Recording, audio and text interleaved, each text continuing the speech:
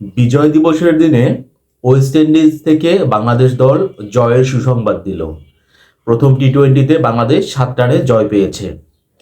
আমি সত্যি কথা বলি যে বাংলাদেশের খেলা দেখা মানেই যাদের হার্টের সমস্যা আছে তাদের কিন্তু হার্ট অ্যাটাক করার সম্ভাবনা আরও বেড়ে যাবে, এবং যদি আপনার হার্টের সমস্যা নাও থাকে তাহলে এবারও সমস্যা নাই।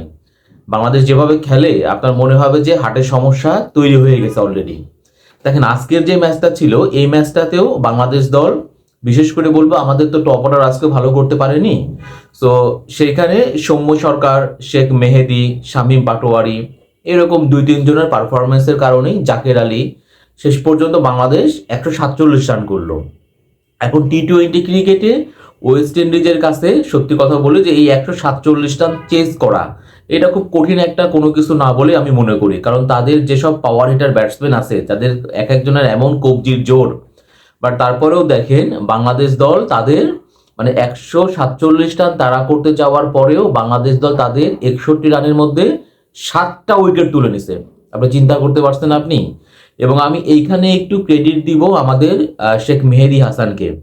যদি আজকের ম্যাচটা বাংলাদেশ দল হারতো তাহলে পরে আমার সবচেয়ে বেশি খারাপ লাগতো এই মেহেদী হাসানের জন্য। ছেলেটা 2018 সালে ডেবু হয়েছে টি-20তে, এখন পর্যন্ত যে 51টা ম্যাচ খেলেছেন, আজকে তিনি তার ক্যারিয়ারের সেরা ইনিংসটা কিন্তু খেললেন। ব্যাটিংয়ে যদিও তিনি 26 রান করেছেন, তার সর্বোচ্চ রান 30, কিন্তু আজকের যে সিচুয়েশনটা ছিল এইরকম সিচুয়েশনে 6 নম্বর পজিশনে নেমে তার 26 রানে নট আউট ছিলেন তিনি। এটা খুবই ভাইটাল একটা রান ছিল বাংলাদেশ দলের জন্য। সবচেয়ে গুরুত্বপূর্ণ যে কাজটা তিনি করেছেন সে কাজটা হচ্ছে বোলিংয়ে করেছেন শেখ মেহেদী। এখন দেখেন যে কি জন্য বলছি, ওয়েস্ট ইন্ডিজের উনি 4 ওভার বোলিং করেছেন। ওয়েস্ট ইন্ডিজের প্রথম সারির যে 4টা ব্যাটসম্যান, আপনার চেস বলেন, চার্লস বলেন, নিকোলাস পুরান বলেন, আন্দ্রে ফ্লেচার বলেন, 4টা উইকেট তো তিনি নিয়েছেনই। তার বোলিং ফিগার কি ছিল জানেন? 4 ওভার বোলিং করেছেন তিনি, 15টা ডট দিয়েছেন, 13 রানে 4টা উইকেট নিয়েছেন, 3.25-এর মতো ইকোনমি। মানে ভাবা যায় এটা কিন্তু তার ইন্টারন্যাশনাল টি-20তে সেরা বোলিং। সো এইরকম দুর্দান্ত শেখ মেহেদির এই দুর্দান্ত বোলিংয়ের কারণেই ওয়েস্ট ইন্ডিজ কিন্তু 61 রানের মধ্যে 7টা উইকেট হারিয়ে ফেলেছিল। এখন আপনারাই বলেন যে 61 রানে 7 উইকেট হারানোর পরেও 147 রান চেস করবে ওয়েস্ট ইন্ডিজ।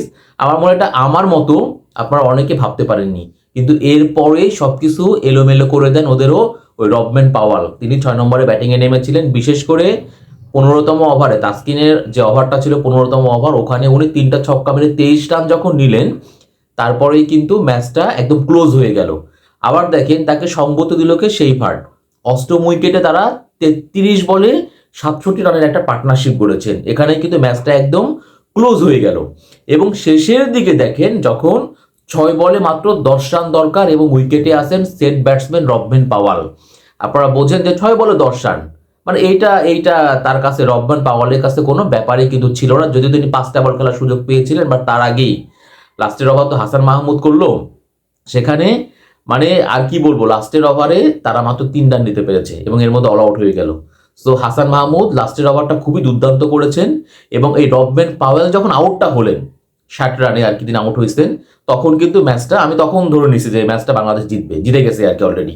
এখানে আর কোনো সমীকরণ নাই, সমীকরণ মেলানোর কোনো সুযোগ নাই। বাট এই যে একের পর এক নাটকীয়তা, শ্বাসরুদ্ধকর পরিস্থিতি তৈরি হওয়া, এবং বললাম না যদি বাংলাদেশ দলের যারা সমর্থক তাদের জন্য আজকের ম্যাচটা কিন্তু হার্ট অ্যাটাক করার মতো একটা উপক্রম তৈরি অলরেডি হয়ে গিয়েছিল। তো যাই হোক, আমি বলবো যে আমাদের আজকে বিজয়ের দিন 16ই ডিসেম্বর, এই দিনে আমরা ওয়ানডেতে এর আগে ওয়েস্ট ইন্ডিজের কাছে আমরা হোয়াইট ওয়াশ হয়েছিলাম। তারপর প্রথম টি-20তে 147 রান করার পরেও শেখ মেহেদির দুর্দান্ত বোলিং, লাস্টের ওভারে হাসান মাহমুদ, এই কারণে কিন্তু বিজয়ের দিনে আমরা কিন্তু আর একটা জয়ের স্বাদ পেলাম। সো অভিনন্দন বাংলাদেশ দলকে।